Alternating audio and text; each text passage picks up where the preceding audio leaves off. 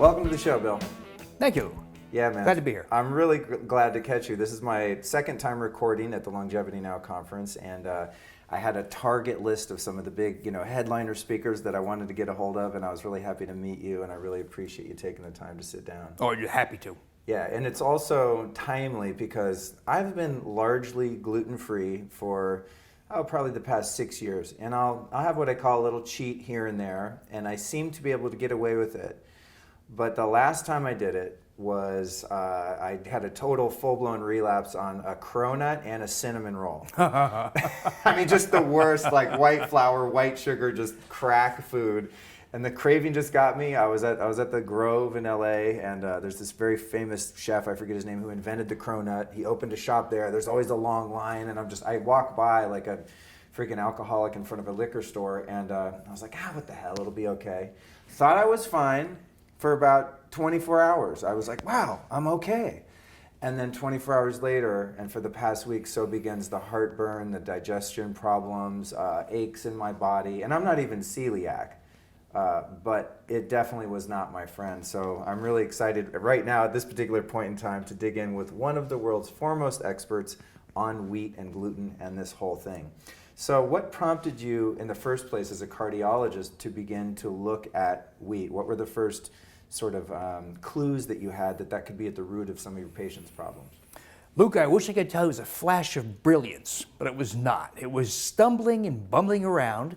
Because one of the things I did way back, this is my years of working as an interventional cardiologist. I was the guy who put in stents and did angioplasty, stopped heart attack, those kinds of things. Well, my mom died of sudden cardiac death just a few months after her successful coronary angioplasty. And that really drove home to me that there was something fundamentally wrong with expecting people to get heart health from a procedure lab, from a hospital, from a device. And so one of the things I did, this is back more than 20 years ago now. How old was your mom? In her late 60s. Oh, wow, way too early. So young for a woman, yeah. But it drove home to me how helpless you can be if you're not near a hospital, if you have no idea you have heart disease. So back then, there was a new device in the market called an electron beam tomography device, and it was a means of scanning people to quantify how much coronary plaque, coronary atherosclerosis you had. So I assembled all the people, and we got this new device where I was at the time in Milwaukee, and there was just a few dozen of these devices nationwide and worldwide. So we were kind of in the frontier of all this. We started scanning thousands of people in the area, and lo and behold, all these healthy people who said, my dad had a heart attack at age 57, I'm 50, I want to know if I have heart disease. I run, I eat low fat, I feel great. And he's got heart disease, hidden heart disease. And so what do? Nice business guy's got a heart scan score, normal is 0, score of 0 is normal. His score is say 600 or 700, he's freaking out. Back then they'd ask, what do I do? Back then I'd say, well, take Lipitor or Zocor and aspirin and cut your fat and exercise more. He'd come back, this is 20-some years ago. Right. He'd come back a year later, his score would be 800, 830, about a 30% increase in score year over year. We helped publish some of those data. And people are really going nuts now. It also became clear, and these data were published, that conventional answers like statin drugs and cut your fat had virtually no impact whatsoever. They are an absolute failure. So the consensus opinion nationwide, not my opinion, was that, well, just don't scan people again. This was actually said. Wait till they have chest pain or symptoms of heart disease or a heart attack, then deal with it. Wow. In other words, essentially ignore this looming problem called growing heart disease and ignore it. Wait till somebody needs a procedure, should they survive to the hospital. That is the dismal, horrible, and to me unacceptable answer to what to do. So what do when none of the so-called experts had any answers? They'd say stupid things like more statin drugs, more low fat, those kinds. So I set out to find better answers. It took a number of years of really stumbling around and adding things and see if they worked in hundreds of people. One of the biggest effects, by the way, was vitamin D. This was in Milwaukee where we're kind of very sun deprived and it's cold, so people wear clothes most of the year. Right. And if you give that population, as well as other populations, but it's a little more exaggerated in the Midwest or upper northern latitudes, you give these people vitamin D. It was the first time, Luke, it was the first time I saw scores not just stop going up, but actually drop. Wow. And not a little bit, not 3%, not 4%. I'm talking about 36%, 48%, 72%, 84%. Dramatic reversal of coronary plaque. So vitamin D became an important component. Fish oil was. Iodine and normalization or optimization of thyroid status was important. Any relation there with vitamin K2? Yeah, K2 is a player here, but I've never seen any incremental value in helping stop or reduce heart scan score. So there's a lot of uncertainties about K2. My suspicion with K2 is that it's really, this apparent need and benefit from K2 is really just an expression of dysbiosis or small intestinal bacterial overgrowth. Okay. I think. Okay. In the meantime, it's very benign and harmless. It just costs a few bucks to take, say, Yeah. the MK7 form of K2. Yeah. But the number, if you look at these people and don't do something silly like cholesterol testing. Oh my God, I forgot to put that in my notes. We got to definitely cover that. Because I get a lot of heat from people like, oh, you eat all this ghee and butter. Like, what about the cholesterol? I'm like, oh, God, you don't get it. But I don't get it either. I just know, wow, I feel really good. And my labs are all looking good. I'm very healthy. So whatever I'm doing I'm eating tons of cholesterol every day and I feel amazing. Anyway, carry on. Cholesterol testing, Luke, is this beat up old 57 Chevy with rust up and down the sides and flat tires. It's outdated and it's virtually useless. But it persists because there's a big pot of gold for big pharma in the form of statin drugs and now some of these other drugs. We all knew in the 50s and 60s that cholesterol was not the cause of heart disease. It's nothing more than a crude marker, like a dipstick in your crankcase to see how much oil's in there. But your engine doesn't run on a dipstick. It's just a device for measurement. Cholesterol's a device for measurement. That's all it was. But that led to this idea that cholesterol was the cause. And cholesterol is not the cause of heart disease. It's nothing more than a marker. And after all, you and I are made of cholesterol. We are packed head to toe with cholesterol. Isn't cholesterol like a precursor to hormones? And it's a precursor to many hormones and other factors in the body. So if we were to totally let's just say we're going to be crazy and go out on a limb, we totally eliminate. Okay, cholesterol is bad for you. Let's just ban all cholesterol. I mean, effectively, our health would just go to hell pretty quickly then, right? Yes. Hence the low-fat movement of the 1980s, and everyone, oh, cholesterol, fat's bad for you, fat makes you fat. I think a lot of us are waking up now, but there are still people in the dark ages in terms of that. Yes, because it's very profitable to be wrong. That's one of the great tragedies of big pharma and what they've done to healthcare. But there is a higher level test. It's called lipoprotein analysis. It's nothing more than dissecting out the particles in the bloodstream that actually cause heart disease, but they also give you tremendous insight into metabolism, into the way you process foods, and the effects foods have on these various particles in your bloodstream.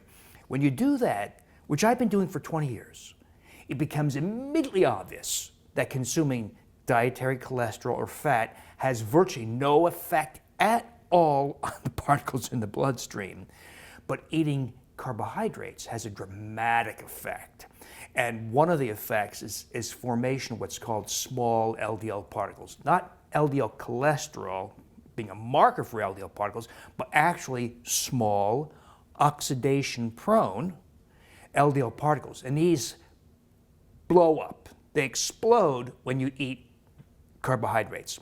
So I asked myself years ago, I said, well, what carbohydrate dominates the diets of most people?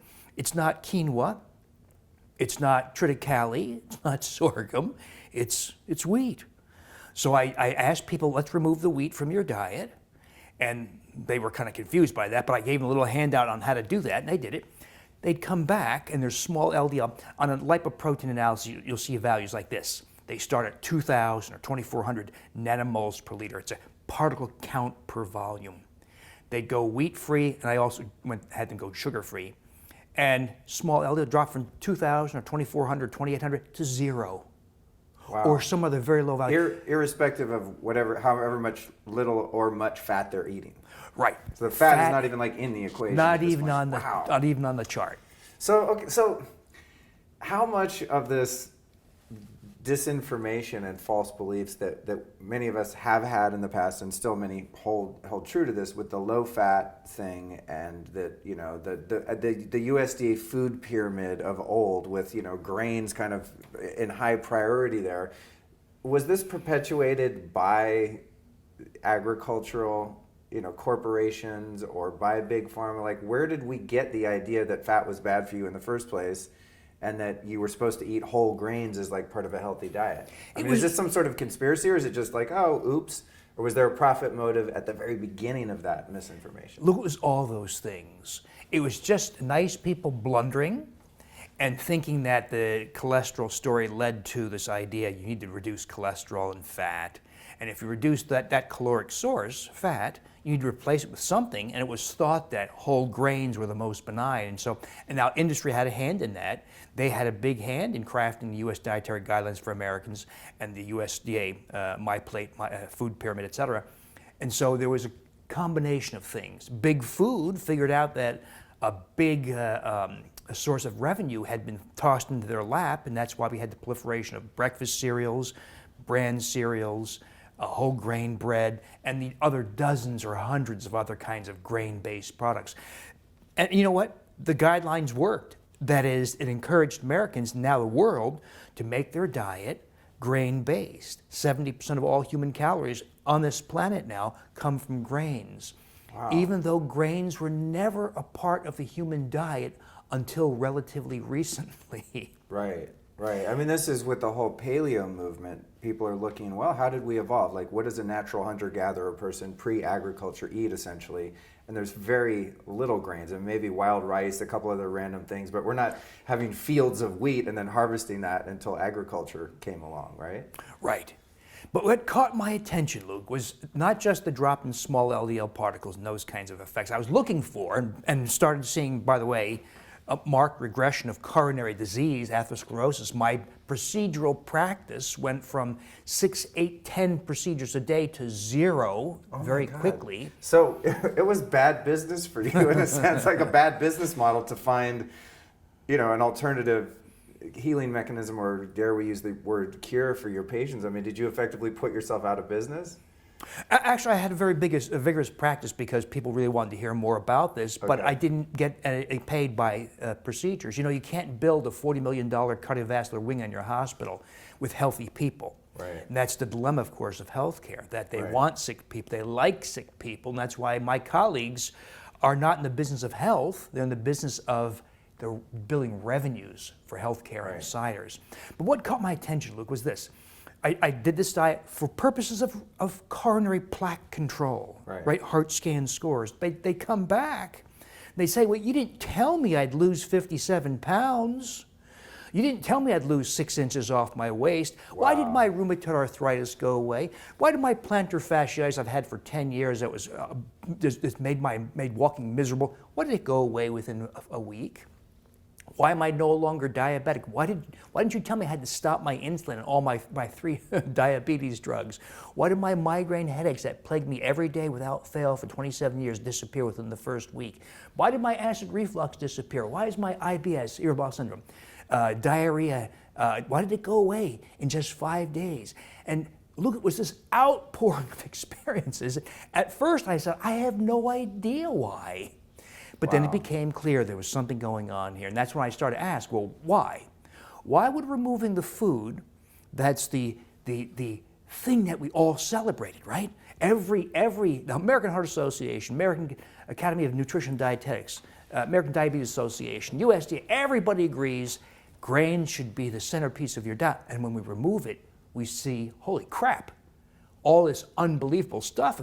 That's when I tried to understand what in the world I was witnessing. At what point, when you started to see these results from your patients having these dietary changes and restrictions, did you start to apply it yourself? Were you still at home eating donuts and, and loaves of whole wheat bread, and then you saw your patients like, oh shit, I'm going to quit this stuff? Or had you already kind of, like, at what point did it start to affect your personal lifestyle? I did it before I did it with patients, and I saw these kinds of effects. And you started to feel better, and, you know. Yeah, but I didn't put 2 and 2 together. Okay. It sometimes takes a big cinder block on my head to catch on. And I made myself a type 2 diabetic 25 years ago. No shit. when I was a vegetarian.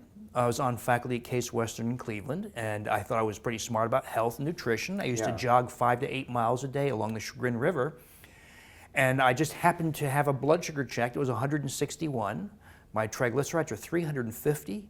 My HDL, the good, was 27, which is a high-risk marker. And I thought, how can this be? I'm vegetarian, I cut my fat, I cut my cholesterol, I jog 5 miles a day.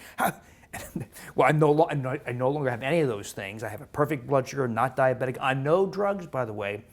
But I've learned by stumbling, Luke. I've made mistakes, but I managed to learn something from it. It didn't always happen overnight, but it happened over time. But it became clear that what was called wheat today is something very different. Not to say old wheat is benign, but modern wheat is much more harmful. Yeah, don't you refer to it as Frankenwheat? Well, yes. Is that your current term that you coined? Okay. Because, look, it's very different. It stands about 18 inches tall. It's short and stocky. The stalk is very thick. The seeds are very large. The seed head is very long. And farmers love it because it yielded 4, 6, 8 times more per acre. If you're a struggling farmer and you're getting 8-fold more per acre yield on your crops, even if you have to spray tons of glyphosate all over it. Well, we're going to get into that too. The farmers embraced it. And now, the 99% of all wheat in the world, not just the U.S., not just North America, in the world is now what's called the high-yield semi-dwarf strains of wheat, what I call Frankenwheat or Frankengrains. Right, Frankengrains. So I've heard from people that are somewhat aware of the issues that could come about as a result of eating grains, and specifically wheat and gluten, that they'll say, oh man, I went to France or I went to Italy on vacation and I was eating tons of pasta and bread over there and I was fine because they have this older strain or a different type of wheat that's not that 18-inch tall, whatever you described one. I mean, are there still places in the world where there's wheat that's safer, that's not been hybridized and isn't this Frankenwheat or Frankengrains? One thing I stress to people is we got to be clear in our logic. If something is less bad for you, it doesn't necessarily mean it's good. Right. I guess what I'm looking for is, can you get away with it? Not that it's optimal, but it's like, oh my God, I love like a French baguette. And I'm like, I'll travel anywhere in the world to be able to get away with eating that shit and not, get the shits from eating it. So are there still, quote unquote, ancient grains that are, at least a little less harmful, or would you just rule them all out no matter? It's kind of like low-tar cigarettes. In other words... God, I was afraid you were going to say that. So yes, there are traditional strains like Emmer and Spelt that you can get in parts of Italy, Faro, southern France, etc. But they still provoke such things as high blood sugars, autoimmune diseases, gut leak, that's the first step in generating inflammation and autoimmune diseases, provoke formation of small LDL particles, but some of them just aren't quite as vigorous in provoking perceived symptoms like diarrhea or abdominal pain or joint pain. Right. But it does not mean that they're benign. And one of the problems we have with trying to point our fingers at wheat is that there are literally thousands of strains. Mm-hmm. So when I say these things, you have to generalize to some degree. But despite all that, there is no single strain that is actually good for you. They're all harmful to various degrees, and not a little bit harmful, but very harmful. It is one of the biggest mistakes humans made when we traded accessibility of calories to survive. That's how humans first incorporated the seeds of grasses. That's what grains are, by the way. They're seeds of grasses. We traded accessibility for survival and didn't know that a year, 5 years, 10 years later, your teeth rot, you get osteoporosis and knee arthritis, you get migraine headaches, heart disease, dementia, diabetes, obesity. We didn't know that. Now it's become, with the exaggerated changes introduced by agribusiness and genetics research, where they amplified, for agricultural reasons, a lot of the problems in wheat, then it became obvious to people like me, where we now remove it and miraculous things happen. And look, I should point out, this happens for free. This is not an expensive detox program, $10,000. Right. This is something you do at home in the comfort of your living room, and you do it at no cost. I think in addition to just growing up in the 1970s in California, and my parents were actually both pretty health-minded. They made me take vitamins when I was a kid, and not eat junk food and packaged, sugary treats and all that kind of stuff. I had to go to friends' houses to eat the good, the good bad food. But I grew up, subsisting, I would say mostly on flour. I mean, that's probably like my main food group, flour and cheese and dairy, it's like those opiate, really tasty, addictive foods. And then as I started to become more health conscious in my mid-20s, because I had all of these, addictions and alcoholism and health problems, and I was just a wreck. So I did a reset and I started doing all these detoxes and cleanses and fasts and saunas and all this stuff. This is like the mid-90s. And then I learned about factory farm meat and how toxic that was because of the antibiotics and hormones and the cruelty to the animals. So I decided to become a vegetarian. And when I became a vegetarian, my health, I guess it improved from where I was because I was so toxic, but I had all of these, you described them, the diarrhea, alternating between diarrhea, sorry listeners to have to put you through this visual, but just going back and forth from diarrhea to constipation, having to take all kinds of laxative all the time, heartburn for 15 years. And I think I made it like 10 years as a vegetarian, but now looking back, I'm like, oh my God, if you wanted to build an inflammatory, gut-destroying diet, it was mine. Soy, dairy, every kind of legume, every kind of grain, because I was not eating meat or eggs or fish or anything, And so I was so devastated. And then as I started to learn about high fat and then eventually about the dangers of eating gluten and grains and things like that, my health just year over year just gets better and better and better the more I'm able to edge those out. But let's say someone right now still wants to practice a vegetarian or vegan diet. Like, what the hell do you eat if you're not eating grains?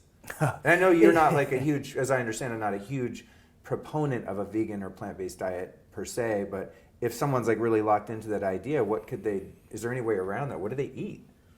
You just have to make do with what remains without grains, of course. So you have to, it's very difficult if you also reject legumes because legumes are a big calorie and fiber and protein source. Right. So you just have to make use of what's left. Nuts, seeds, flax, chia, vegetables, of course.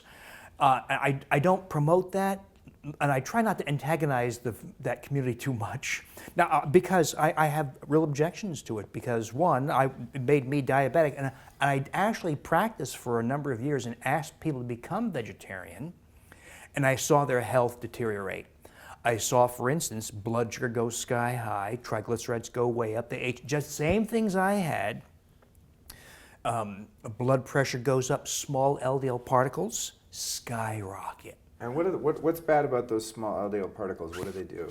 So if I consume, let's say, the amylopectin A of grains, that's what provokes the formation of small LDL. It's not the gliadin, it's not the gluten, it's the amylopectin A, very unique carbohydrate. Okay. Or sugar does the same thing. If I consume those things, it causes via a kind of a complicated liver pathway formation of these small LDL particles. If I eat fat, it causes large LDL particles. The small LDL particles are unique. Large LDL persists maybe 24 hours in the bloodstream after fat consumption. Small LDL particles last 5 days, sometimes, often longer, 7 days or longer. So they persist longer, they stick around. They're also much more adherent to the components of artery walls. Oh, okay. And once they get in, they're smaller, they can get through. This is the opposite of what we're taught. We're taught if you eat fat, like specifically animal fat, that it coagulates or whatever that word is in your arteries, and then it clogs them and no blood can get through and you have a heart attack and you die. Artery clogging, saturate. Oh yeah, I know. I've heard it all. But what's always been weird to me, and I'm sorry for interrupting, but it just you say so many dense nuggets of information that I have to unpack some. To me, like if you let's say you cook with some ghee or you've rendered some lard or something like that, and you run it under hot water or even warm water, like the temperature of your body in the sink, it melts. And it just goes right down the sink. So if I'm eating saturated fats, like I'm eating bacon fat, lard, ghee, something like that, and it's on the shelf, or coconut oil, on the shelf it's hard, but once I cook it or put it in my body, you can even put any fat, that's good fat in your mouth and it melts. So that would indicate to me that it's flowing freely throughout my body and not getting stuck in the arteries. I mean, this is a very cartoon-like visual I'm creating, but would that Does that make sense to you? Yeah, my colleagues still cultivate that idea, artery clogging, saturated fats, and all that nonsense. That's not how the body works. It's not as if the science hasn't been sorted out. It has. Doesn't your body melt the fat inside it, is what I'm saying? Well, all fat, all dietary fat are triglycerides, Okay. just like the stuff you measure on a cholesterol panel, the triglyceride value. Okay. So let's say I have a diet that's mixed in fats and carbohydrates, okay? If I track, let's say every 15 minutes or something, my blood triglycerides, there'll be a modest rise from the absorption and metabolism of fat. That's normal, but then it comes back down. What was only recognized in the last decade or so is if you keep on measuring, there's a huge rise about 6 to 8 hours later. That's from carbohydrates. So the effect of carbohydrates on these triglycerides is far more potent, but it takes a long time. The reason for the delay is because it's called de novo lipogenesis. It's a process that the liver engages in. It converts sugars like amylopectin A of grains into triglycerides and triglyceride-containing particles. Now, that big rise, that big flood of particles interacts with other particles in the bloodstream. That's the means by which your body converts large LDL particles to small, long-lived, very adherent, very inflammatory, very oxidation-prone LDL. A lot of this data, by the way, comes from UC Berkeley, Hopkins. This is not my speculation. It's not some wild, airy-fairy thing I made up. The science is clear, but it never percolates to the surface because the treatment for explosive degrees of small LDL is without cost. There's no fancy drug, there's no injection for several $1,000s a month. It's something you do on your own for free. Coronary disease, coronary health, delivered for virtually no cost. That's great for you and me, but it doesn't sell in big pharma. Yeah. Or keep the doctors in business. I mean, this is the thing I'm always, I would say I'm sort of anti-big pharma and our current allopathic Western medicine industry in general.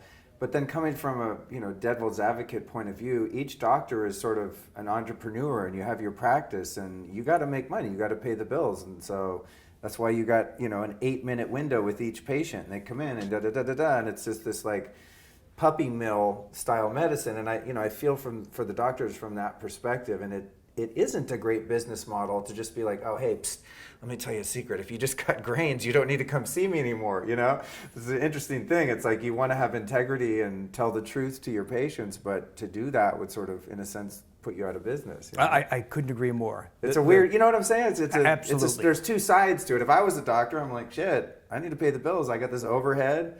I'm in this medical building. You've got your suites, your secretary, your whole staff. You got to pay the bills. So it's like, in a sense, doctors sort of have to buy into the whole system or not. Like, what happened to you when you started speaking out about this? Were you ostracized and condemned by the industry, and did it hurt your business in terms of your practice? I got glazed eyes and indifference. Oh, okay. Because not my attacks. Colleagues, some attacks, but for the most part, glazed eyes and indifference. That's great. Story of my life. You'd think my colleagues have their finger on the pulse of the health conversation, but they don't. They're more interested in how to increase their bypass surgery numbers by 18%. They're more interested in the newest stent or defibrillator.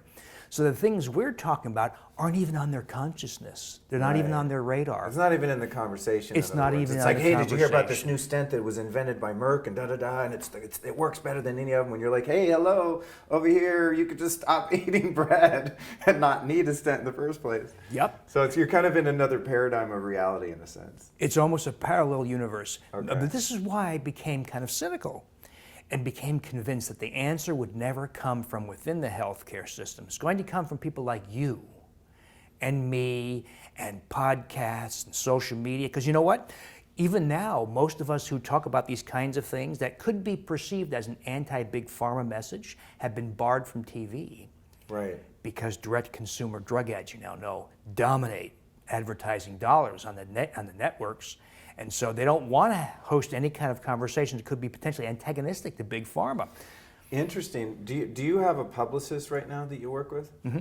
And do they have a hard time getting you on TV because your message is counterproductive to that of the advertising dollars? when my undoctored book came out, which was flagrantly anti-pharma, anti-healthcare, as opposed to the Wheat Belly series, complete blackout.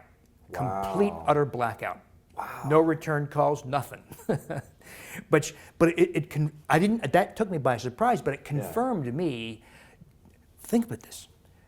Big pharma has in effect purchased big media. They control now the message of big media. Well, another thing you'll see is there's virtually no reporting, negative reporting on healthcare anymore. Healthcare politics, yes, but there's nobody talking, for instance, about why does it cost $84,000 for one vial of a hepatitis C drug of 120 tablets. So your doctor gives you a prescription, you filled out one vial, $84,000. No one talks about that in the media, but it should have triggered outrage and repeated reporting. Right. That's just one example, but there are literally thousands of similar examples like that of how big pharma is raping the U.S. economy. And I say U.S. because it's more so in the U.S. than elsewhere. We pay so much more, typically 100% higher than what they pay in Canada, Sweden, UK, France, etc. Wow, that's profound. So I really mean that when I say big pharma is financially raping Americans. They're raping the rest of the world too, but they're doing it worse in the U.S. Yet there's almost no reporting of this in the media because they're too scared. They're too scared to lose all those fancy commercials, which now is approaching $6 billion a year in commercials. And by the way, who pays for those commercials? We do, because it causes the price of drugs to be raised. Right. Wow. God, that's fascinating. That sounds awfully cynical, but I will point this out to you. But I'm still hopeful, because there'd be no podcast like yours 20 years ago. This is the wave of the future. It's people congregating, collaborating on their own, because the doctors are not doing their job. If it doesn't yield a big couple $1,000 per procedure fee, they're not interested. So, and big pharma, of course, no answer is going to come from big pharma, or medical device industry, or the hospital lobby, or the healthcare insurers. Here's a dirty little secret: healthcare insurers love high healthcare costs, because if they play a percentage basis game, a percentage of a bigger number is bigger profit. And so it's the public against this monstrosity, this monolithic revenue grabbing system. So how do we fight that? Last I checked, I don't have $25 billion in my marketing budget. So it means you and I have to collaborate. We all have to collaborate, educate each other. And the wonderful thing is these kinds of tools, social media, sharing of ideas, is now getting very powerful. And that's why I wrote the Undoctored book, because I wanted people to know, you know what?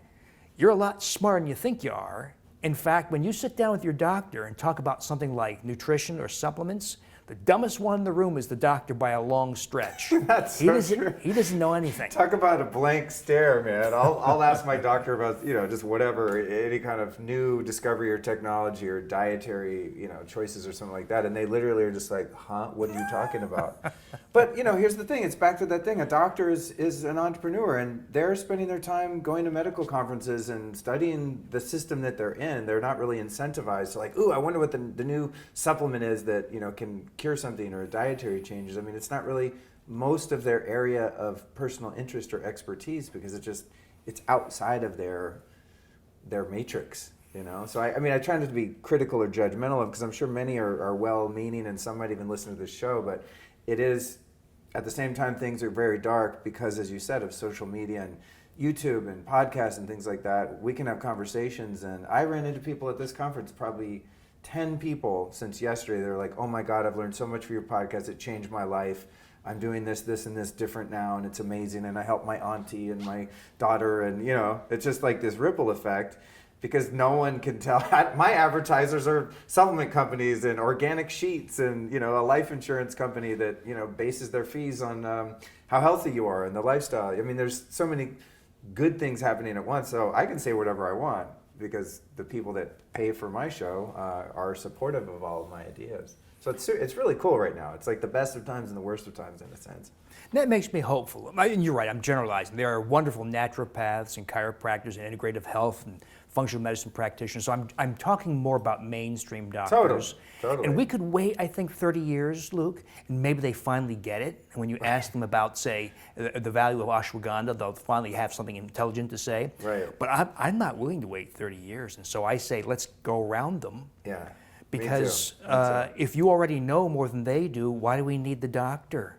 Yeah. You know, I always laugh when they say, talk to your doctor about whether you take the supplement. I mean, why would you talk to your doctor? He doesn't know a thing about this. Exactly. Yeah, that's really funny. You know, I actually had a situation recently where the past couple of years I've been getting, I guess you'd call it vertigo. Like I just get I feel car sick all the time. So even, you know, on planes and in cars, definitely like a motion sickness, but then it started to persist just as I'm walking around living my life. So I go to my general practitioner, he goes, I don't know, it could be this, could be that. First stop is he sends me to the fanciest ear, nose, and throat clinic in downtown LA, world famous. People come from all over the world to see this group of doctors. They are just the be all end all of ENT. I go in there, they run a few tests of me, and he's okay, we're gonna check these tests, and I come back, he didn't have any answers. I come back the second time, he said, okay, I think I know what it is. Do you drink coffee? I said, yeah, I have 1 cup of nice, clean, organic coffee per day. He said, yeah, I think it's probably the caffeine that's causing you to feel dizzy. I said, really? How many years did you go to school? That's all you got? So I did a little more research, ended up going and doing something. I did 2 things. I did sacrocranial alignment therapy a couple times. That may have helped. I'm not sure. It helped that one day I went. I had it. And then after the treatment, I didn't have it. And then I've been doing something called network spinal analysis, which is this offshoot of chiropractic invented by a guy named Donnie Epstein, which I recently interviewed. And you go in there, they do all this crazy stuff to you. It seems like hocus pocus. And I haven't had it, since I've been going, I have not had a dizzy thing once. It just totally went away. Try to explain that to the ENT guy. I could go back and see him. Hey, check it out. I went to do this thing called NSA, and they just barely like poke you on a massage table a couple times and ask you to breathe in these strange ways, and then it went away. I mean, you can't explain that. And they're not interested in hearing the answer because they'd have to shut down and send everyone to do network spinal analysis, you know? You know, if we could just persuade the medical system to re-embrace this idea that your job is not to build the hospital, it's not to derive revenues for your group, it's not to get a bigger end of quarter bonus because you drove more MRIs and neurology consults and heart catheterization. The mission is health, it's to help people be healthy. If we could just get that message through, but I fear it won't happen. How do you tell a $2 million a year ophthalmologist who profits $1,000, $2,000 with every useless injection he makes for macular degeneration, that cocaine of ka-ching, ka-ching, ka-ching with each injection, he wants to do 20 a day, he can't stop. By the way, I've had this conversation with my colleagues who have admitted that. Right. They can't stop because it's so profitable. They love that money, and how are they going to pay for the Lamborghini anyway? Yeah. So the profit motive and the indifference to health, the failure to actually be concerned about people's health, not health care, it has corrupted health care. So to be honest, I've rejected this notion that the answers will come from health care, and the answers will come from you and me and people who talk, and Facebook conversations, collaborative efforts online, and books, and these kinds of things. And people, to my great delight, people are getting smarter. I mean, you're not a scientist or a physician, but you're damn smart about health, and you have a health podcast. To me, this is fabulous. It's representative of the emerging wave of empowerment in health and information. Yeah. And if we had most doctors listen to your podcast, they'd have no idea. Think about that. They'd have no idea what you're talking about, even though they are presumed experts in health. Another one of my bugaboos about doctors is why carry on this charade of being an expert in health? And even poo-pooing. If you came to your doctor and said, I want to eliminate grains because I think it provokes formation of oxidation-prone small LDL particles by lipoprotein analysis. He says, don't waste my time. Get the hell out of here. Here's a prescription for Lipitor. Wow. So in other words, they maintain this charade, this conceit that they are the experts in health and you don't know anything. which of course is completely untrue now. You do know a lot. What they should say is, whoa, explain to me what you mean. Where'd you get that? I should explore this, see if there's any value in this. Right. One of the turning points for me, Loke, was I had a woman who had 12 years of ulcerative colitis, and she had hemorrhagic ulcerative colitis. She's bleeding, diarrhea, she's on one of these very costly injectable biological drugs and 2 other drugs, and she's having no relief whatsoever. They're going to take her colon out. She's a young woman, 38. They're going to put an ileostomy bin, a bag that she wears the rest of her life, and she's got to poop in the bag, which is disfiguring. It's awful. I mean, if you have to have it, you have to. But I told her, why don't you try this? Elimination of wheat and grains. She says, no, why would I? They biopsied me twice for celiac disease. I don't have it. They ran the blood tests. I don't have celiac disease. I understand. They're going to take your colon out. You've got nothing to lose. Why don't you do it? She does. She comes back a few weeks later. She said within 5 days, all the bleeding and diarrhea and pain stopped. She stopped 1 medicine. She felt so good. She stopped 2 medicines. She felt so good. She stopped 3 medicines. She lost 38 pounds, even though I never even told her she'd lose weight. But she goes back to her gastroenterologist, and she says, look at me. I feel better than I have and look better than I have in 20 years. I am cured of ulcerative colitis. You didn't have to take my colon out. He says, it's a coincidence. Go back to what you were doing. Wow. That to me encapsulated all that's wrong with my colleagues in healthcare. What he should have said, of course, is, well, what? Really? Tell me exactly what you did. I need to understand. I know, did I man. overlook something? Oh, that's so annoying. Can I learn a lesson from this? God damn it. Maybe I need to see more of this. Maybe right. But no, and I've seen this happen over and over. Just do what you're doing. I don't really give a damn what it is you're doing. That cured your diabetes, ulcerative colitis, Crohn's disease, or whatever. And so this interest in health has been gone. So I don't have the patience to wait 30 years for them to change. God, nor do I. So I think that's what we are doing. We're taking back the reins and helping people be healthy at virtually very little cost, with just some benign guidance and information and conversation. So let me ask you this, in your own personal diet, are you 100% gluten-free, like don't touch anything on the menu with a trace of gluten? Well, I like to call it grain-free. Grain-free, okay. Yeah, let me tell you why. Okay. So seeds of grasses, grains, they're very promiscuous. They genetically combine a lot. So some of the genes in wheat are shared by sorghum and millet and rice and oats. And so they're very, very interconnected genetically. And so that's why, for instance, there's a very toxic protein in wheat called wheat germ agglutinin. And it's called agglutinin because if it contacts blood, it causes clotting or agglutination of red blood cells.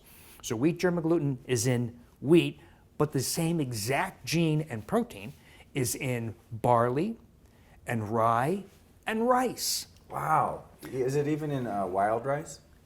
It's even in wild rice. Wow. Now, there's not a whole lot of it because only less than 1% of the proteins of the weight of rice is protein. So a lot less than the 14 to 18% of the proteins in wheat, say. Right.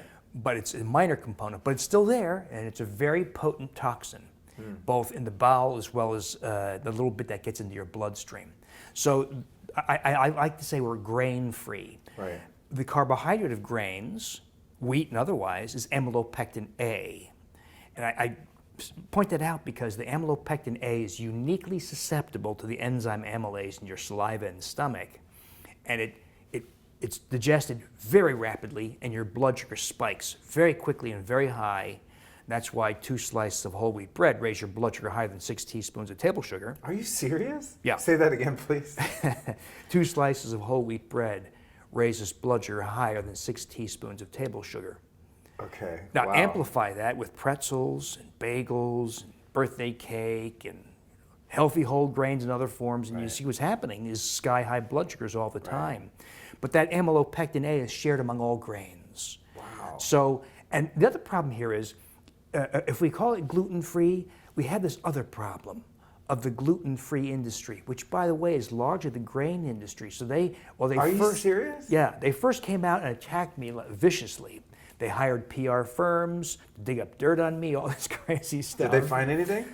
You know, besides talk to the divorces, ex-wives. there's not a whole, Yeah, yeah, right. That's about it. There's nothing else. My life is not that interesting. That's good. That's good.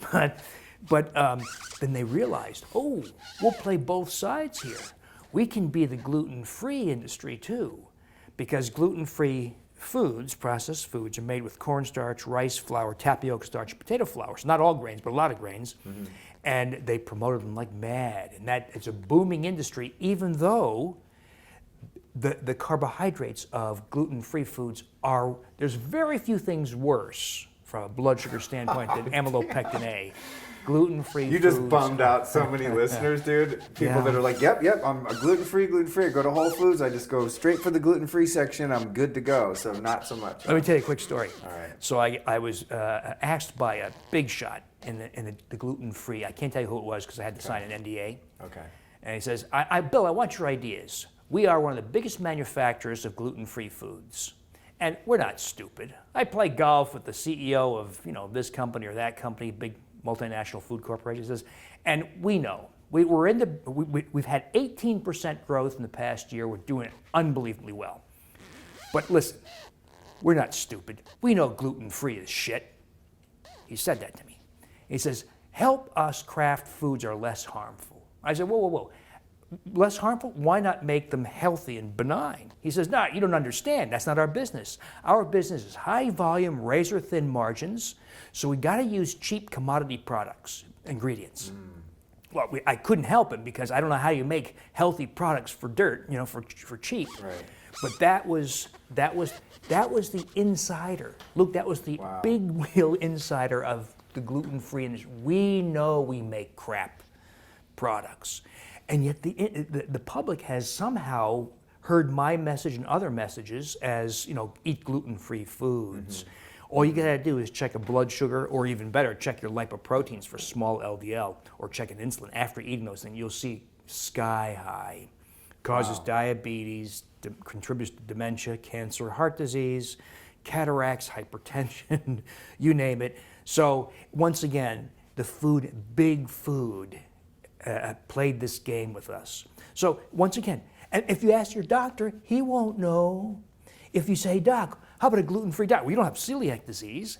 The veneer of dietary sophistication among my colleagues is so paper thin that it's just not worth it. That got me for a while because I sensed that when I was on and off gluten and grains that I would have these symptoms that came and went. And so I thought, God, I must have celiac because my dad does. My dad's very sensitive to gluten. And so I got tested for celiac. They're, no, you're clean. You're home free. I was like, great. Okay, so I'll go back to eating it and I get the same symptoms, So, okay, there's a couple questions in there. First one is, there's like so many takeaways I want to make sure people get, because now I've learned in 2 years what people want to know after I do an interview. They'll comment on Facebook, why didn't you ask them this thing? What about this? What about this? I'm like, I got to go back and get another interview. So I'll see if we can do it in one. When I go to that gluten-free section, or I go to my local, really high quality organic health food bakery or restaurant or something, then they have a gluten-free product. Some of them seem to be made with like almond flour and coconut flour and things that are not grains, but they're still bread-like or cracker-like. So I guess the question is like, what are a couple of the acceptable things that a gluten-free product could be made out of that aren't inflammatory and aren't bad for you? And then what are the players that you really want to watch out for? You mentioned a couple of them quickly in like a gluten-free product. Yeah.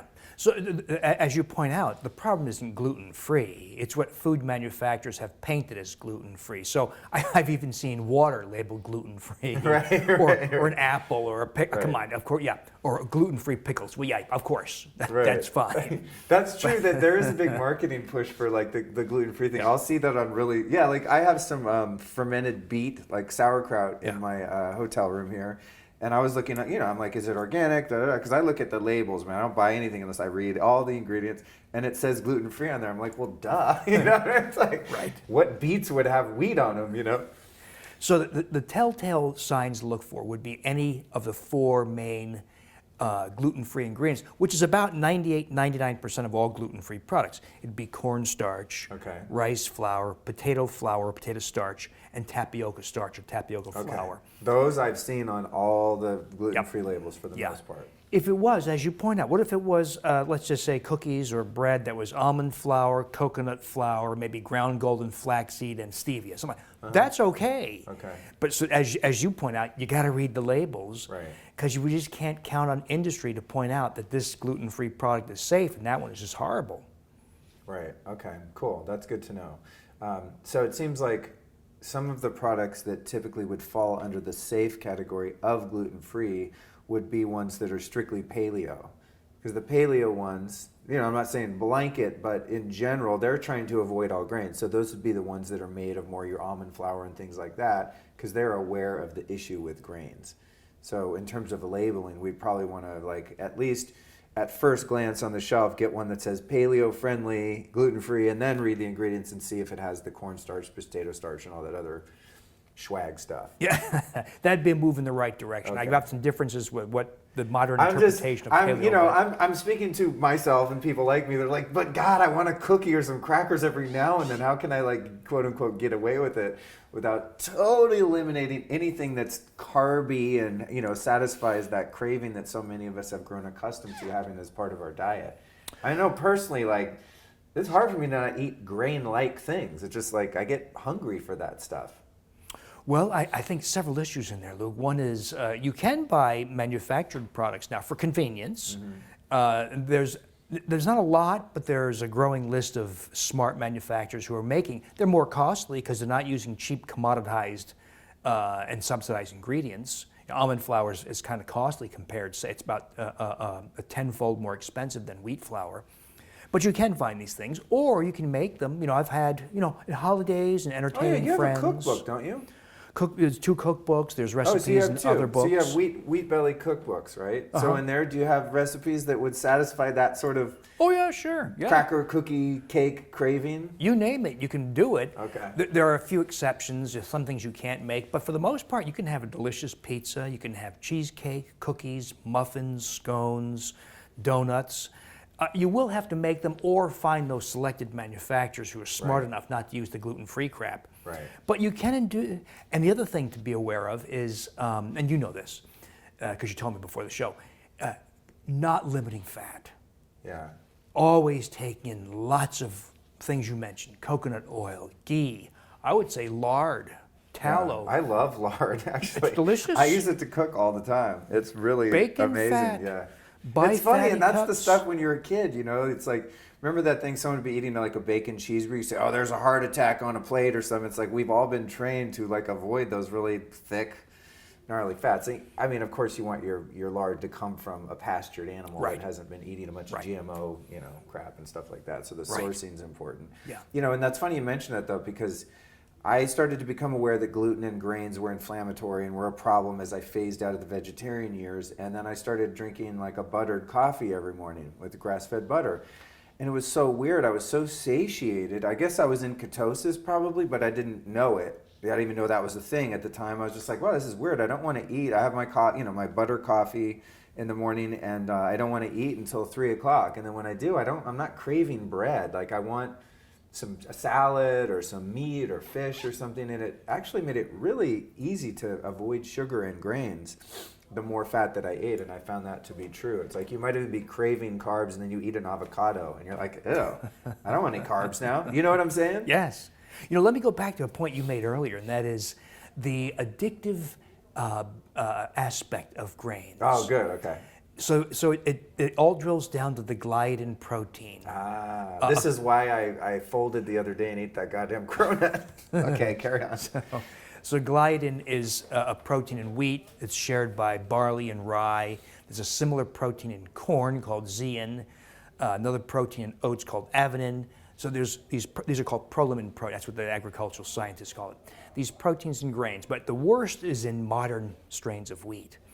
Upon digestion, they yield opioid peptides, opiate-like peptides, small proteins, and they drive addiction. They drive addictive relationships with pie and cookies, and that's why you see people at the breakfast buffet, for instance, knocking each other over to get at the baked goods sometimes, or we have those kinds of insatiable cravings.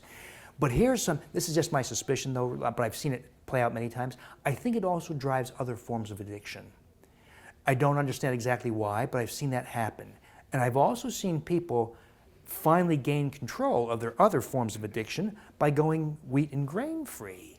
Interesting. I'd like to have more formal analysis of that, but I've seen it happen so many times, I'm convinced there is a real connection. This is fascinating to me because I'm someone who in the past struggled with addiction, including acute opiate addiction. And it was not from my doctor. So I'm 21 years free of that. Thank God. Glory to God for that one, literally. It's a miracle. But in addiction recovery, and you may or may not be familiar with this, for people like me that are just full-blown addicts, alcoholics, it's necessary to abstain from all drugs, even ones you don't necessarily like. So for example, I never liked crystal meth, amphetamine. But every once in a while I would do it just because it was better than nothing, because I felt so uncomfortable in my skin. It's like, wow, you got a drug? Even a drug I hate was better than being sober. That's how I used to be. But I would do that drug that I don't even like, and then I would drink. And then if I had a drink, then I would smoke some weed. And if I smoked some weed, and so on and so on and so on. And I find myself in any given day ingesting 8 different street drugs or something, right? And so in order for me to finally break free of that, I finally had to surrender to the idea, which is common in recovery circles, that you can't do anything that's mind-altering, or there's this cascade, or they call it a phenomenon of craving. You know, they call it that within the 12-step groups, and it's in the book Alcoholics Anonymous, this term, the phenomenon of craving. And it's interesting as it relates to what you're saying, because I've experienced that same phenomenon of craving with certain foods. So I have some sugar, and then something in my brain lights up, and now I'm like, well, I could eat some bread. And then I eat the bread, and I want more sugar and dessert, and I start just becoming this monster for more of those foods that, based on my wisdom of what works for my body and not, I really don't want to do it, but it's almost like my own willpower becomes useless against that craving. So it's very interesting what you're saying, that phenomenon of craving within someone who has, the addictive propensities for drugs and alcohol and things like that could bleed over into the grains and sugars and those other opiate-producing kind of addictive foods. So has the That's advice, a cool theory. Well, so has the advice via the USDA Food Pyramid, My Plate, U.S. Dietary Guidelines for Americans, etc., has that inadvertently created a nation of addiction? That's a pretty strong statement or question. Wow. But I think it has.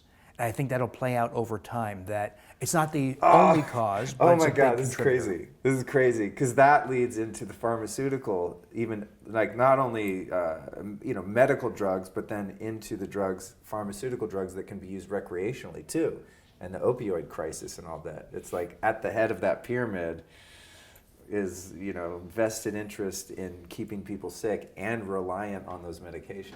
I don't know if you've heard the news. That's heavy. That's dark. In the last couple of years, there's a very successful weight loss drug, and it has 2 components: an antidepressant and an opiate blocker. Wow. Yeah, naltrexone. Oh, I've heard of that. Yeah. Why would nice people need an opiate blocking drug who don't take heroin or other opiates? Why would it work? Holy crap. Yeah. So, wow. Yeah, Big Pharma is very clever. They find ways to infiltrate into your life at large cost and ways that look like they're helping you. Dude, we just gave the audience a giant red pill right now. Boom. Welcome to the Red Pill Show. I should change the name of the podcast. The Red Pill Show with Luke Story. Wow, that's a really interesting correlation. So one of my questions was, and I don't even have to answer it now, but I was like, this is the one, Bill, that I was really hoping to have an answer for, is I've met like bakers at farmers markets and stuff who sell like artisan sourdough bread and things like that. And they have all these signs that say it's safe for celiac people and this and that, because when we ferment the bread, it eats up the bad gluten or whatever. Is there, and I've also, I don't know if it's like placebo, but I feel like I get less screwed up if I eat like a really expensive French fermented like a sourdough bread than I do if I just eat a cronut from the freaking 7-Eleven or like really bad just white flour. Is there any hierarchy there, or is it all eventually going to get you? Yeah, we're back to that old question of is less bad good? Okay. So the process of fermentation does indeed reduce some of the amylopectin A a little bit, reduces some of the phytate. Phytates bind minerals and you poop it out. That's why people who consume grains are miserably iron deficient, zinc deficient, magnesium deficient, calcium deficient. Wow. It reduces content of wheat germ gluten a little bit. It reduces some of the gliadin a little bit. In other words, it's reduced or disabled some, but not even close to being completely disabled. There's no way a fermentation process can take something destructive to human health with literally dozens of human toxins and make them all benign. That doesn't. So that's kind of okay. That's good. That's good. There goes that fantasy too. Wow, I shouldn't have done this interview, man. This is really a buzzkill to I have my little things I think I can find a way around and get away with, my little hacks, you know. But that's good. That's good. It's going to help me. It's going to help me to, you know, have a bit more discernment and more discipline, and also help me to help other people, because there's a lot of misconceptions around this stuff. So when it comes to eating, let's just say eating bread or grains or gluten, what actually happens in your body, you know, in terms of leaky gut, and how does that relate to inflammation? Because I really want to give people some hardcore reality, not just based on the results that you've had with patients. But when I eat a big old, like, I went to a French bakery about a month ago and I ate a giant baguette just to the head. I ate the entire thing. What's happening inside my body when that type of you know, craving gets passed by my willpower? Well, wheat and grains are really a collection of highly inflammatory components. Okay. So there's a list of things. Okay. So Dr. Fasano at Hopkins worked this out. He had very elaborate, very detailed studies where he proved that the gliadin protein separates the barriers between intestinal cells. Okay. The actual base, we finally had the scientific basis for this idea of gut leak or intestinal leak. So it physically separates the tight junctions of the barrier between cells and lets things through, such as what's called lipopolysaccharide, which is a bacterial breakdown product. It gets into your bloodstream, and it's highly inflammatory. Even in teensy-weensy quantities, it can be fatal. That's how powerful this toxin is. So the gliadin protein initiates the process of gut leak. Gliadin breaks down. I should point out, Luke, that one of the reasons why grains and seeds of grass are so destructive is because humans are not equipped to eat grass. Right. You know, whether it's the stalk or the blade of the leaf or the stem or the husk or the seed, grains, humans just don't have the enzymes. Right. So if you were to turn a cow loose in a pasture of green growing wheat and they just scarfed it all, would they be fine because their digestive system is built to break that down? They can, and ours aren't? They can eat it, but they do develop some toxic effects also.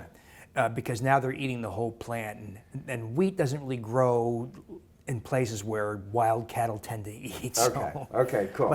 I got you. But I see where you're going with this, that we're just actually not made to digest that. Just like when they take a cow and feed it soybeans or corn or something like that. Its digestive system was not designed by creation to eat that as a food. Right. Okay. So there's a protein, for instance, called wheat germ agglutinin, and when humans ingest it, it's completely impervious to human digestion. It goes in intact and it comes out intact, but in its course through the gastrointestinal tract, it's extremely toxic. It's directly toxic to the intestinal wall. It blocks the action of hormones, such as cholecystokinin. Cholecystokinin is a hormone that your gastrointestinal tract produces to tell your pancreas, when the food is present, produce pancreatic enzyme, release pancreatic enzyme. It tells your gallbladder to spit out the stored bile. So cholecystokinin, or CCK we say, is necessary for digestion. Wheat germ agglutinin blocks it very powerfully. And so you can't release enough pancreatic enzymes, your bile stagnates, we say bile stasis, that leads to gallstones. And this protein then finally makes it out in the toilet intact. It's completely untouched. A little bit gets into your bloodstream too. Lots of people have antibodies to wheat germ agglutinin from entry into the bloodstream. And when wheat germ agglutinin gains entry to the bloodstream, it's extremely inflammatory. So those are just a couple of the mechanisms, but put the entry of wheat germ agglutinin with the increased intestinal leak of gliadin and gliadin-derived opioid peptides. Right, so it's opening the gateway for that stuff to get into your bloodstream. And so essentially the intestinal wall is, you could think of it as sort of as a fabric then, right? and that fabric in leaky gut starts to become sort of unwound, so it becomes permeable, and then things that you're eating, toxins and everything, are now able to get into the bloodstream where normally they would have to be processed. And exactly. right? Exactly. Is that the basic idea? Yeah. There's more. The Okay. amyloid. It gets worse, and it gets worse. Okay, no, this is good. This is so good for me personally, dude, because I mostly avoid gluten, but lately, I don't know, I felt like, I've been off it for so many years, I'm so healthy now, I can quote unquote get away with it. So this is a great personal lesson for me to like get back on track. So carry on. The amylopectin A we talked about, that's that very digestible carbohydrate. Right. So you eat anything with amylopectin A, meaning wheat or grains, and blood sugar goes sky high. And insulin has to go up high also to accommodate that high blood sugar. So repetitive high blood sugar, high insulin grows visceral fat. Fat in the tummy, surround the organs. I just held my stomach in. I have a striped shirt on too, which makes it worse. I'm like, okay, carry on. So visceral fat's very inflammatory. If you actually looked at it under a microscope, you'd see it's filled with white blood cells, inflammatory white blood. It's like pus. And it also releases numerous inflammatory proteins. So the growth of visceral fat that you get from consuming foods rich in amylopectin A are very inflammatory also. So that's just a partial list of the things that are so as you can imagine, eating grains is essentially an invitation to huge inflammation. But the good news is, and this is why people sometimes think I'm full of baloney, is you go grain-free, and ladies will say, for instance, I lost 10 pounds in 2 weeks. People say, that's impossible. You can't lose 10 pounds of fat in 2. Well, they're not losing fat. About half of it is fat. The other half is inflammatory edema, inflammatory water. Oh, so inflammation recedes, and you'll see it. By the way, Luke, you'll see it on people's faces. A woman will post her picture on the Wheat Belly Facebook page, for instance. Here's me day 0, here's me day 14. We're not talking about years or months, we're talking about 2 weeks. Their face has shrunk, the edema of puffiness around the eyes has receded, their eyes are bigger, dimensions, the sideways dimensions, left and right of the cheek, has shrunken. Their face is no longer red with seborrhea. And you'll see vivid illustration of just how powerful inflammation recedes when you no longer eat this thing that causes inflammation. Right, Ladies will say, look, they'll post pictures of their feet in shoes. And they're all puffy and that sticks out around the sandals. Yeah. And then afterwards, it's like youthful muffin feet top again. on a foot. Yeah, I know. Exactly. Yeah. But that's inflammation. It's not weight loss per se. See, that's so interesting because I've experienced that with myself where just, wake up in the morning, look in the mirror, and some days I'm like, wow, shit, I looks like I lost weight. Like my stomach's flatter. I don't, my love handles seem to have diminished. I go, God, I guess this workout's paying off. And then 2 days later, I'm like, what the hell? It looks like I gained 10 pounds. And I know that I can't, you don't lose and gain fat that quickly, but it's like some days it's noticeable. So that's the inflammation and that water retention then, huh? Absolutely. And even just flying in a plane or doing something that's just inflammatory as a lifestyle practice will kind of do that. I'll feel, I don't know, puffier, for lack of a better term. Mm-hmm. Interesting. But it also means, and so you've had this, when you go back, when you've been grain-free for a while and you go back, whether it's inadvertent or intentional, you get edema, weight gain, joint pain, skin rashes, migraine headaches, depression. My sister gets suicidal thoughts. Wow. I mean, it can be very profound. So I tell people, once you go grain-free, please don't go back. And unfortunately, a lot of people learn that lesson the hard way with 48 hours of diarrhea and abdominal pain and very dark emotions. Right. So it's just not worth it because, as you know, we can make a beautiful pizza or cheesecake just by altering the ingredients. Right. So it's not really a life of deprivation, Luke. It's a life of wonderful food. It's just a different list of choices. Have you, with your interpersonal relationships, and you obviously are, following what some would consider pretty strict dietary restrictions, based on, the general population, everyone's eating tons of grains every day. Has it been hard for you to hang out with, friends, family, wives, kids? I mean, do people get annoyed because when you go out and eat, you're like the guy that's like, well, all right, let me see the menu, no grains, no grains. I mean, has it created any conflict with your relationships or going to family holidays or anything like that?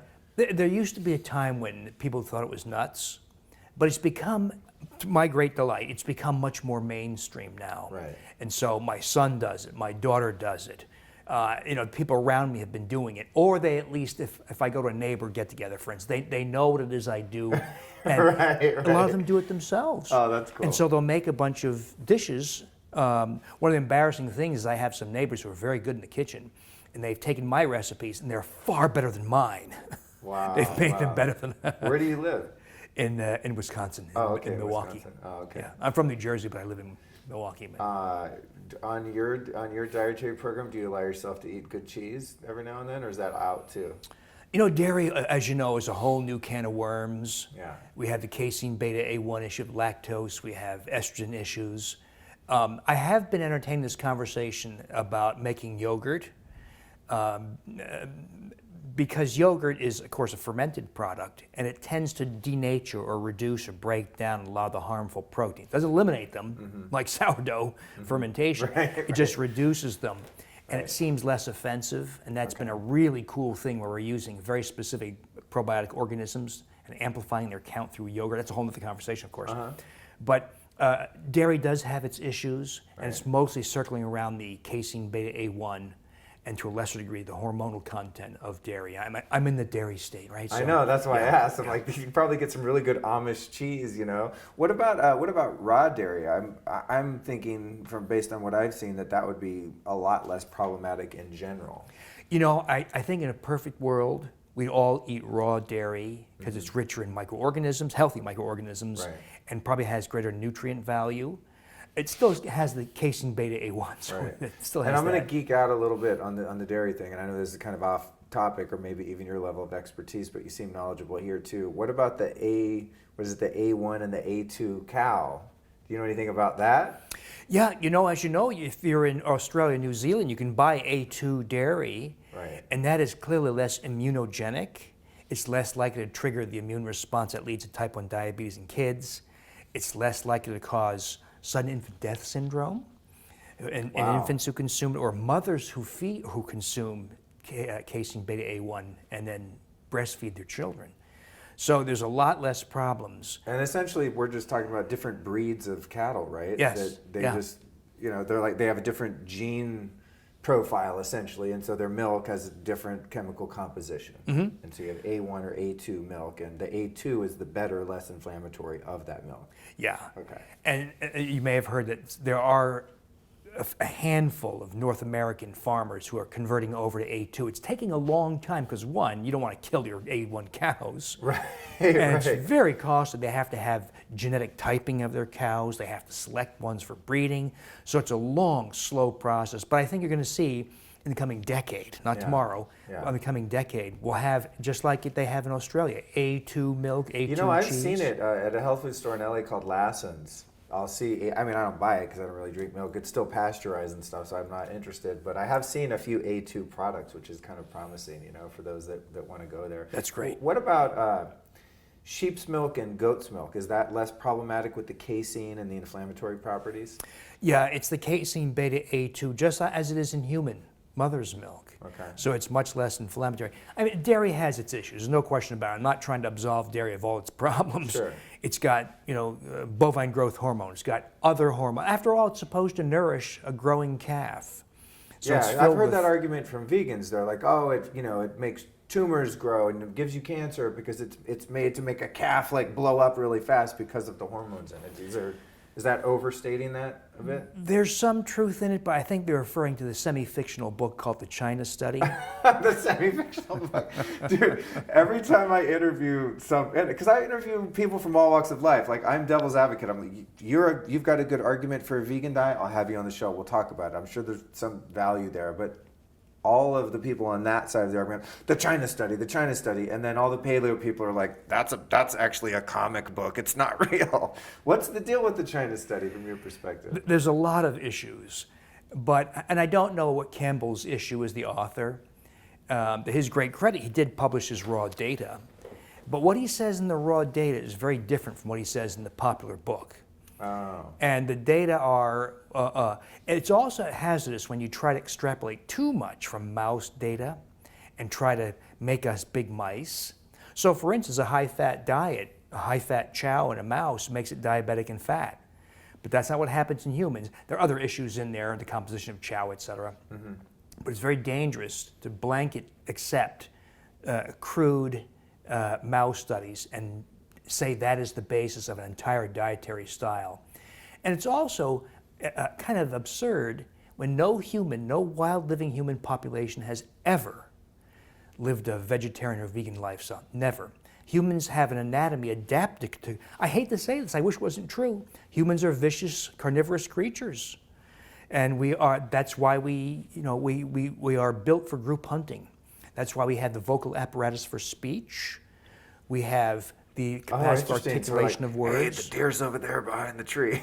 Or, we had to be able to evolve to Luke, the woolly mammoth is over there. You take your axe, come from behind, cut its left knee. I'll come from in front, and I'll poke it in the snout with my spear. And you guys, right? Vocal apparatus for speech, speech center, forebrain for planning, weapons and tool making capacities. So humans, unlike any other species, are experts, or were experts, at group hunting to take down large mammals. And we became very good at, so much so, wow. Anthropologists believe a lot of the large species that have died out over the last 100,000 years is because we were so successful at group hunting. Wow. But we are crafted for group hunting. When we started to embrace hunting, and then finally fire, depending on who you ask, about 400,000 years ago, digestive efficiency increased dramatically, brain size increased, the colon shortened dramatically. The colon is mostly for digestion of plant matter. Our colon shrunk. You know, a bovine, like a cow, has a very large, long spiral colon. We just have a couple of turns an hour. So we have a short colon and a very long small intestine for efficient digestion of fats and proteins. We don't have the tools for carnivory built in like canine teeth and sharp claws, but we have the capacity, the very unique capacity no other species has, of group hunting, including speech. And so this notion that we should, I have this blog post, I call it, "What Should a Vegetarian Wear?" And it makes the point that if this was, say, 60,000 years ago, and your clan migrated into a cold climate, say Northern Europe or North America, and let's say it's 10 degrees out, Fahrenheit. If you can't kill animals, what do you wear? Well, you don't. You die. You die right. You and your clan, your family die from freezing. So you kill an animal to take its skins, and you wear it as shoes. You wear it as on top. You wear it as pants. You kill animals for food. People said, "How about cotton?" Well, no, there was no cotton in the ancient world. That's a very elaborate process to do that. Maybe right. Wool, but even that's kind of complicated. Right. You wore the skins of animals. So humans and animals have coexisted, and humans are vicious carnivores, and that's how I'm sorry, it makes people mad. And I was a vegetarian, as I told you, 25 years ago, made me diabetic. I learned my lessons the hard way. But if we look through the history of humans consumed animals. And I wish that wasn't true, because we have now a world population of 7 billion people, thanks to the cheap, easy, but health-impairing calories of grains. Wow. So we've created this bubble. What do we do? So there's a population bubble largely due to the fact that grains have become so cheap and are just a commodity food that even impoverished countries are able to get a hold of and to keep procreating, right? Absolutely. That's interesting. And then it's also the thing that's creating a disease epidemic and a worldwide medical crisis, essentially. That is so funny. Human beings are so weird. You know, the stuff we do, it's like, you look back on just like when I was a kid, grown-ups smoked on the airplane. I was flying at 5 years old, 1975. Everyone next to me would be smoking, and there was a smoking section and a non-smoking section. Now, even a short time after, we look at that like, oh, right, like the smoke's not going to like get to the rest of the people and all that stuff. And the ads of the 50s of, doctors saying smoking was good for you. It's like funny to be in a time where you see the smoking of now, but you're woke, as we say. You've red pilled, and you're like, okay, you guys, come on, everyone else catch up. Like, we have an epidemic on our hands here. And just that issue with smoking, Luke, making an excellent point. It took about 40 years to really take root, and so I think the same thing will happen here. Right. As the world wakens up to realize that type 2 diabetes, rheumatoid arthritis, etc., are largely diseases of grain consumption, that people will smarten up. But then we're left with this problem I don't have an answer for. What do we do then when we have large populations all reject grains and eat real food instead? So that's another problem we'll have to tackle over time. Where are we going to get the food that's going to replace grains if everyone gets on board with abandoning them? I think it means growing food in your own backyard and doing things back the old, just like grandma used to do, having your own large vegetable garden, things like that, and not letting the fruit on trees rot. Right. And making use of the things we have, eating the organs of animals like we used to, like we were supposed to. Right. So I think there'll be a backpedaling to the ways things used to be. Yeah. And there kind of is, you know, in the microcosm of the ancestral food movement and the paleo people, I think that's sort of happening in a sense, you know. In terms of the vegan diet too, it's interesting what you said, that it's actually never been done in history, not only successfully, but there's just no record of any vegan humans on the planet anywhere. Is that true? That's true. Yeah. Now, the Indian population has embraced vegetarianism for a couple of thousand years. But are they healthy? That's but what I they're always not wonder. exactly. They're not healthy. Because that's when I was a vegetarian. I'm like, I went to India. I meditate. I love the gurus. I'm really into that whole culture and, you know, all of that stuff, consciousness. And I thought, well, they respect and revere the cow. They don't veneer cows. Maybe after they die. But you know, it's like, yeah, but they're eating ghee, right? There's ghees like in every Indian dish almost. So I thought, okay, well, I'm going to do that. There's a culture that has persisted despite not eating flesh and organ meats and stuff like that. But then it occurred to me recently, I was like, you know what? I've been to India, and I wouldn't say people look really healthy there. They're not exactly, like if you go to, the Scandinavian countries where there's these, you know, long-standing bloodlines of these Vikings, and they're really fit and handsome, and their bone structure, and their eyes are straight, and their teeth are straight. But in India, I wouldn't say that that's like, you know, the epicenter of health. Is it? No, so there's tremendous problems with child impaired growth and impaired learning because they're so deprived of nutrients like iron and B12, because there's no vegetarian source of B12. You have to get it from an animal source, or you have to do this workaround called supplements. You have to take. Now, I advocate supplements for my lifestyle also, but not to make up for deficiencies of lifestyle, to make up for deficiencies of modern life. There's a difference. Right. But the people in India have flagrant deficiencies, and take a look at them. And and I'm not trying to be nasty, but you'll see that they're sarcopenic. They've lost muscle mass. They have skinny arms and skinny legs.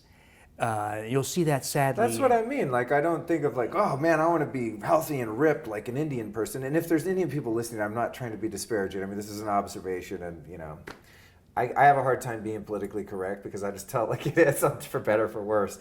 I love the Indian people. Okay, I've dated Indian women. I'm all down with it. But if you said, Luke, you know, what culture would you want to emulate? And if you wanted to be really ripped, that wouldn't be the first, race of people that I would want to follow after. They have a bigger problem with type 2 diabetes and weight gain than we have now. Okay. As caloric deprivation is not so common, it still is, but less common. Carry on. Okay. Editor, we have a little lapse there, and also for you, video editor. Okay, carry on. So as there's less and less there still is, but less and less caloric deprivation in India, it's unmasking a lot of the problems. They have massive problems with type 2 diabetes, autoimmune diseases, coronary disease, huge problem, because they're eating a diet that causes those diseases, and they have little skinny arms and legs from sarcopenia, and they're B12 deficient, iron deficient. So they're kind of a laboratory for the destructive effects of their lifestyle. And was that the case even before the Western commodity food started infiltrating their food supply? It's gotten worse. There's no doubt that modern. I've noticed that when you go to some third world countries like Brazil, Mexico, India, and you go to the grocery store, they have all the same shit we do, just in a different language. It's all this GMO crazy stuff. And sadly, I think a lot of people in India are eating that diet now. But you're saying even before that, they still were not that healthy. No, but the problem has been amplified. No question. I mean, U.S. has exported, sadly, poor health. Yeah, because you see kids in India eating bags of Cheetos and stuff, just like kids here drinking Coca-Colas, you know. So interesting. Yeah, I think soft drinks. A good point too. We've exported soft drinks. And that's a huge problem too. Right. That's interesting. Yeah, I just always trip on I want to look at like what the healthiest people in history have eaten, and because there's no trace of a record of maybe Atlantis or something where there's been vegans or vegetarians that have kicked ass and been healthy. So I don't have like a political agenda against it, and I support people doing whatever the hell they want to do. It's none of my business anyway. But just personally, I'm looking for like answers. And there's an interesting thing too about, you mentioned the supplementation. So if an Indian culture is vegetarian and they're deficient in say B12 and they have to supplement for it, that would kind of just indicate that your body needs that, and we've evolved to need B12, and if the only place to get it's from animals, then maybe we should be eating animals. That would be my you know what I'm saying? conclusion. Yeah, it's and likewise, like, you wouldn't need to supplement if it was in your diet, and the fact that you need to supplement it means that the body needs it. And why does the body need it? Because the body's evolved to get it. Yeah. Right? Similarly, for omega-3 fatty acids, you cannot get it from flaxseed or chia. That's linolenic acid. And the vegetarians and vegan community are opening themselves up to dementia, because lack of EPA and DHA is a very substantial dementia risk. Where can you get EPA and DHA? Well, either fish, shellfish, but if you're not coastal, you're worried about mercury exposure, brains of animals. But most modern people don't want to eat brains of animals. We've lost that, even though our grandparents did. Right. So we're left with fish oil. But point being, you have to consume some animal product for an appropriate, healthy amount of EPA, DHA. Likewise, zinc. Zinc is only in animal products. You've got to eat animal products. You can't get it from a kale smoothie? And if you don't get zinc, you get immune system impairment. You're more prone to infection, viral infections, bacterial infections. Iron deficiency is very common in the vegetarian vegan community, because heme iron is the form of iron in animal products is very highly absorbed. Right. There is some non-heme iron in vegetables, but it's very poorly absorbed. So iron deficiency anemia is very common in that community. And there are others. So that I would make the same point. If you have to take a handful of supplements to compensate for your diet, there's something wrong with your diet. So in my programs, I use fish oil because people don't want to eat brains. Mm-hmm. I use iodine because people don't want to eat the thyroid glands of animals. So we have workarounds for modern life, not for vitamin D. There's no deficiency of vitamin D in my lifestyle, but there's a deficiency of vitamin D because modern people work indoors, they wear clothes. People over 40 don't get enough sun and have lost a lot of the capacity to activate vitamin D in the skin. So we use supplements to compensate for the deficiencies of life, not of the lifestyle. Right. Yeah, to kind of to reverse the domesticated life that we live. Like this morning, I spent the first hour of my day from 8 a.m. to 9 a.m. in direct sunlight with my shirt off, had some shorts on, did my yoga, all my breathing, meditation. I'm grounded. Fabulous. Yeah, so I use, as much as food and supplementation, I really use my environment, and I'm always aiming to get back to nature. And I get my testosterone, vitamin D, all that stuff checked, and it's like through the roof all the time. Fabulous. Yeah, it's great. Great. So I get a lot of questions. Oh, I can't afford these, these fancy supplements and all this biohacking tech. I'm like, okay, can you walk outside barefoot?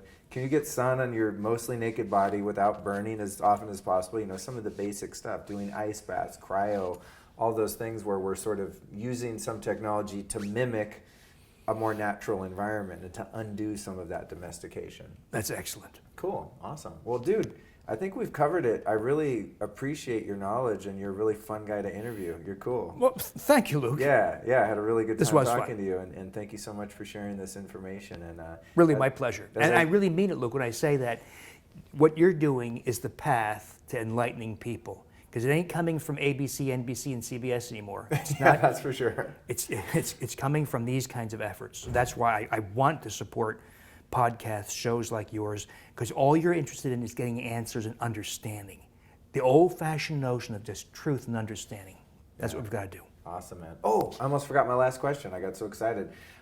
You've taught me an immense amount of information today, as you have our listeners as well. Who have been 3 teachers or teachings that you've followed that you might recommend our listeners go check out? So many people are bogged down in this notion of fat consumption, that Gary Taubes and Nina Teicholz's books, Good Calories, Bad Calories. It's a little old now, but it's still very relevant. And Nina Teicholz, The Big Fat Lie, still very relevant. I read a lot of the anthropological papers and literature. And there is an excellent book, I believe it's called Dirt. I'm blanking the name, but it's written by a dirt scientist, but he has surprisingly some of the most brilliant insights into food, farming, agriculture, and how it's changed the landscape of the world. There's another excellent book by Richard Wrangham, Wrangham, called, I think it's just called Fire. And he's a Harvard anthropologist. And he is wonderfully insightful in the human physiology of eating, not from a medical standpoint, not from a healthcare standpoint, but just from the anthropological standpoint, how humans hunted, used fire, survived, and how our physiologies have adapted to that. Great wisdom. Cool, thanks for those tips. Sure. And finally, where can people find you, website, social media, etc.? I kind of break down my audience into 2 boxes, the Wheat Belly conversations, the Wheat Belly blog, there's a Wheat Belly Facebook page, Wheat Belly books, of course, and then there's the newer Undoctored blog, Undoctored Inner Circle, which is a subscription website, but it's high touch, and we have weekly meetings, we have these Zoom video meetings where we talk to people. But the message is very similar to yours. It's trying to empower people, let them know the doctor's not your friend for the most part. The hospital is not a good place. For God's sake, do not donate to a hospital. It's like donating to Walmart. It's a big business. Right. But recognize, I think once people realize how much power they have in their hands over health, as you have been, you start to realize, I don't need the doctor for most of my health. In fact, I do a better job than he will ever do. Yeah, he's there if you have a car crash or tumble down the stairs, acute and catastrophic, unexpected infection, they're there. But for health and chronic issues, the last place you want to go is the doctor's office. Awesome. Sage advice, my friend. Thanks for coming on the show. I appreciate it. Sure thing. All right.